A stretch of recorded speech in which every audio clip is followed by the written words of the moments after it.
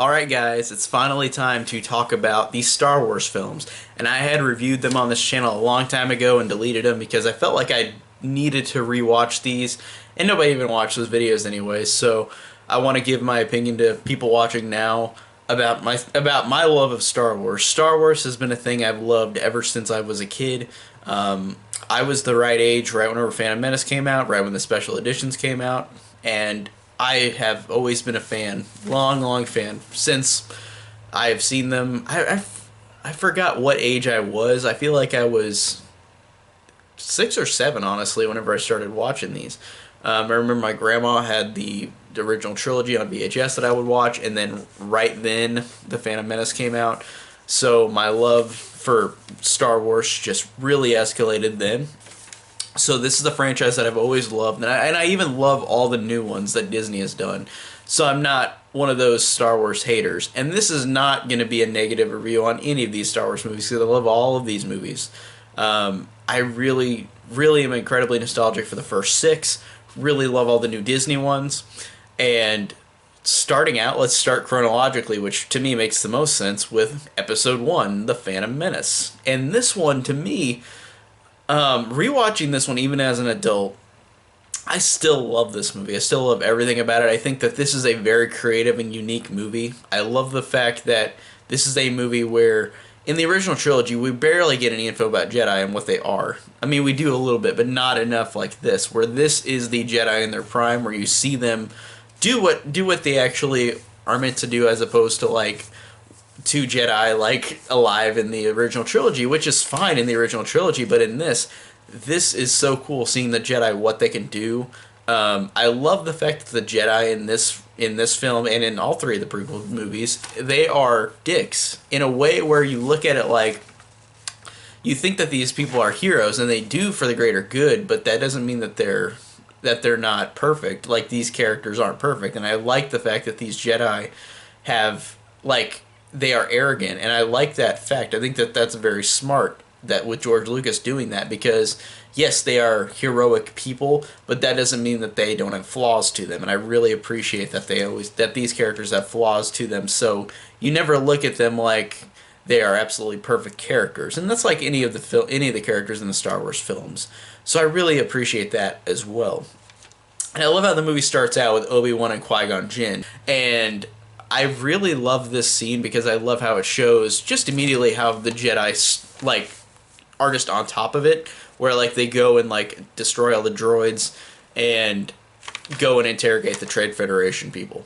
And I really love the designs of the battle droids too. Like, this is the first time we see the design of them. In the original trilogy we had the stormtroopers, and in this we have the battle droids, which I think actually is cool in a way visually, and also how you look at it in the prequel trilogy, how they go along.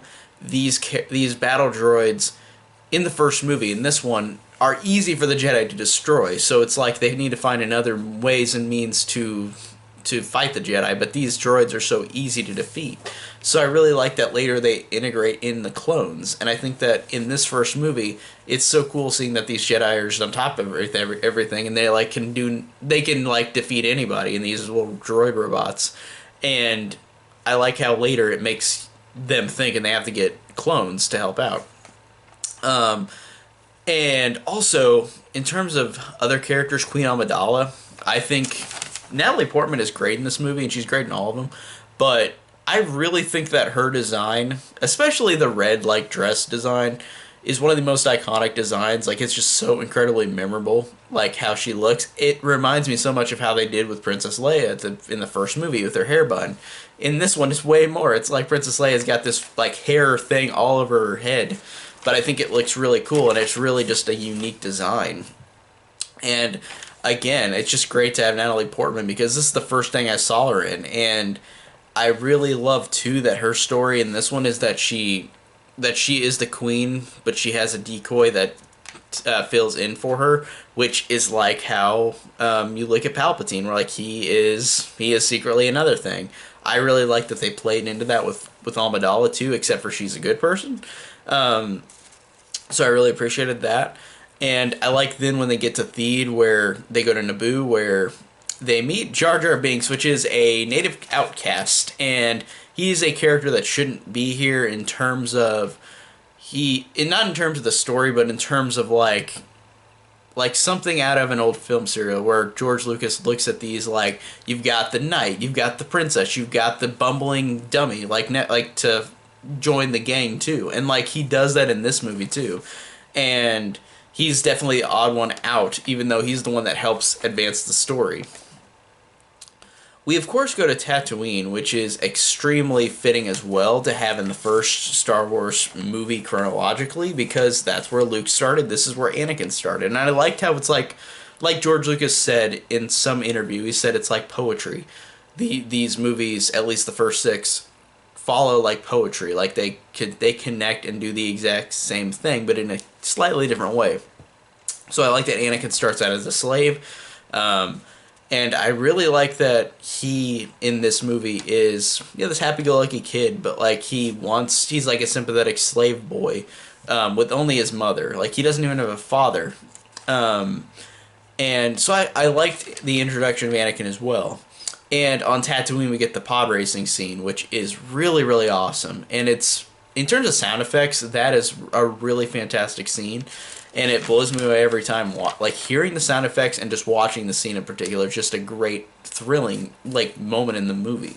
And also, I forgot to say, on Tatooine, like, we get C-3PO without his parts on. And I like that. This is the only movie that has him without any parts on. But I think that's cool for a little difference in the movies. Because C-3PO in every other movie... actually, episode 2, he's gray, but in every other movie after that, he is gold. So I like that they have a little distinction between the first 2 movies. So I think that's pretty cool. And let's talk about the villain, Darth Maul, who is the Phantom Menace of the movie. But you can argue that there's a lot of Phantom Menaces in this movie, so the title Phantom Menace makes the most logical sense in a lot of ways, because you look at Darth Maul, he could be the Phantom Menace. He's the one who's on the sidelines. He's the one who's causing mischief whenever, by the end of the movie, they have to fight him. But he's not in the movie much, so it's like he's that looming threat that's behind everybody. But also, you look at Palpatine as the Phantom Menace. He's the one who's Darth Sidious. And you also look at Anakin as the Phantom Menace, because he is the one who will become Darth Vader. But he is not yet. But I like how that has multiple meanings in that title. I think that's very creative and very cool that there's so many Phantom Menaces in this movie.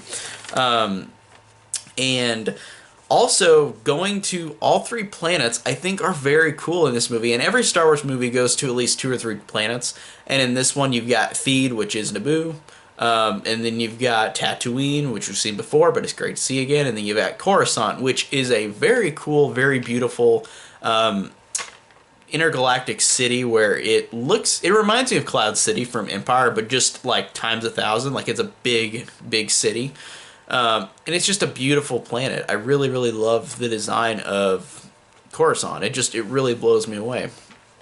And they just really have great distinct looks where they look different in each planet, so you never feel like you're on the same planet. I think that also makes it very unique, because you've got a planet with a lot of water, and then you've got a sand planet, and then you've got a big city. So it's like you've got all 3 of these distinct planets, which make it fresh throughout. It's not like you're on the same planet each time. And all the Star Wars movies do a great job of feeling like you're on different planets, so it never feels repetitive or the same. And I really appreciate that as well, especially in this one. And also, like I said, I talked about the Jedi. I like how you see, even though he's not in it as much, you see Samuel L. Jackson as Mace Windu, who's awesome, and then Yoda. But you don't see them as much in this movie because their point is more prevalent in the next 2 movies. They are here to be introduced, but they are here to be introduced in a way where it makes total sense, because they because they have Qui-gon and Obi-Wan go to the council and want to train Anakin, but they say that he's too old. And I like that it shows that these Jedis are kind of dicks, and they're kind of arrogant. They're like, he's too old, we're not going to train him. They didn't even, reason with anybody. They just said, we're not doing it. Even though at the end of the movie they do it after Qui-Gon's death, but at first glance they're like, we're not going to teach this kid who has no training. So I really like how the Jedi are interpreted. They're flawed heroes. I think that's really cool. So I really love that as well. And the ending, I've got to say, in terms of all the Star Wars movie last acts, this is one of the absolute best last acts in any Star Wars movie. You have four different sets of groups of characters in the end of the movie, where you have Anakin in space trying to destroy the Trade Federation little layer, and then you've got Jar Jar and the Gungans on Naboo, and then you've got Padme, like right in the area where they're fighting all the droids, and then you've got Qui-Gon and Obi-Wan fighting Darth Maul.